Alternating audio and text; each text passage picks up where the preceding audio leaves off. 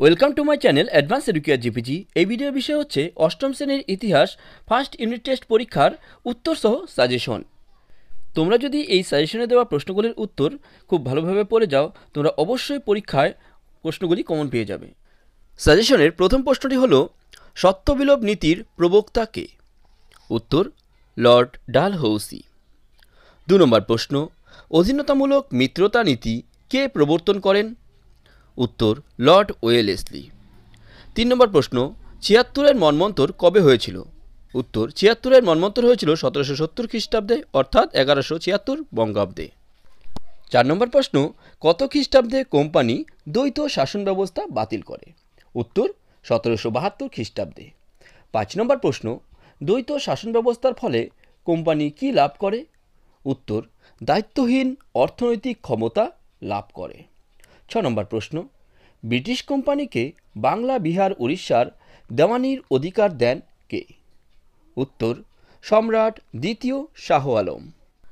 তারপর 7 নম্বর প্রশ্ন, স্বেচ্ছায় অধীনতামূলক মিত্রতা নীতি মেনে নিয়েছিলেন কে? উত্তর, নিজাম। 8 নম্বর প্রশ্ন, কে দ্বৈত শাসন ব্যবস্থার অবসান ঘটান? উত্তর, ওয়ারেন হেস্টিংস। 9 নম্বর প্রশ্ন, বাংলার নদীপথগুলি জরিপ করেছিলেন কে? উত্তর, জেমস র্যানেল। 10 নম্বর প্রশ্ন, বক্সারের যুদ্ধ কবে হয়েছিল? উত্তর, ১৭৬৪ খ্রিস্টাব্দের ২২ অক্টোবর। 11 নম্বর প্রশ্ন, এশিয়াটিক সোসাইটি কে প্রতিষ্ঠা করেন? উত্তর, উইলিয়াম জোন্স। 12 নম্বর প্রশ্ন, হিন্দু কলেজ কে প্রতিষ্ঠা করেন? উত্তর, জোনাথন ডানকান। 13 নম্বর প্রশ্ন, কত খ্রিস্টাব্দে কলকাতায় ফোর্ট উইলিয়াম কলেজ প্রতিষ্ঠিত হয়? উত্তর, ১৮০০ খ্রিস্টাব্দে। 14 নম্বর প্রশ্ন, দিল্লির প্রথম নারী শাসিকা কে ছিলেন? উত্তর, রাজিয়া। 15 নম্বর প্রশ্ন, কোন যুদ্ধকে ভারত ইতিহাসের আধুনিক পর্ব ধরা হয়?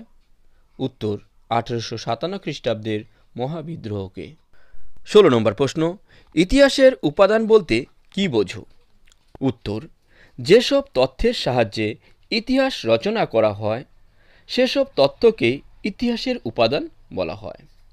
17 নম্বর প্রশ্ন, অন্ধকূপ হত্যার প্রচারক কে ছিলেন? উত্তর, হল ওয়েল। 18 নম্বর প্রশ্ন, কে প্রথম জগৎ শেঠ উপাধি গ্রহণ করেন? উত্তর, ফতেহ চাঁদ। 19 নম্বর প্রশ্ন, বাংলায় বর্গী আক্রমণ কার সময় হয়েছিল? উত্তর, আলীবর্দী খানের আমলে হয়েছিল। 20 নম্বর প্রশ্ন, আলীবর্দী খান কার সেনাপতি ছিলেন? উত্তর, মুর্শিদ কুলি খানের সেনাপতি ছিলেন। 21 নম্বর প্রশ্ন, কবে আলীবর্দী খান মারা যান? উত্তর, ১৭৫৬ খ্রিস্টাব্দে। এরপর 22 নম্বর প্রশ্ন, কোন আইনের মাধ্যমে কলকাতা সুপ্রিম কোর্ট প্রতিষ্ঠিত হয়? উত্তর, রেগুলেটিং অ্যাক্ট এর মাধ্যমে। 23 নম্বর প্রশ্ন, সুপ্রিম কোর্টের প্রথম প্রধান বিচারপতি কে ছিলেন? উত্তর, স্যার এলিজা ইম্পে। 24 নম্বর প্রশ্ন, উইলিয়াম কেরি কোন মিশনারি সোসাইটির সদস্য ছিলেন? উত্তর, শ্রীরামপুর মিশনারি সোসাইটির সদস্য ছিলেন। এরপর 25 নম্বর প্রশ্ন, ফোর্ট উইলিয়াম কলেজ কে প্রতিষ্ঠা করেন? উত্তর, লর্ড ওয়েলেসলি। 26 নম্বর প্রশ্ন, বাংলায় কে ইজারাদারি ব্যবস্থা চালু করেন? উত্তর, ওয়ারেন হেস্টিংস। 27 নম্বর প্রশ্ন, কমিটি অফ রেভিনিউ কেন প্রতিষ্ঠা করা হয়েছিল? উত্তর, বাংলার জমি জরিপ করে রাজস্ব নির্ণয় করার জন্য কমিটি অফ রেভিনিউ প্রতিষ্ঠা করা হয়েছিল। এরপর আছে সঠিক উত্তর নির্বাচন করো।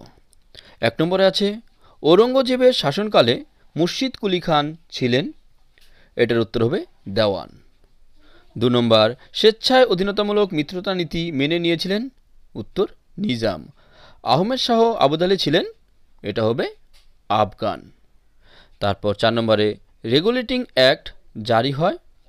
এটা হবে ১৭৭৩ খ্রিস্টাব্দে। তারপর সিভিল সার্ভিস ব্যবস্থা চালু করেন।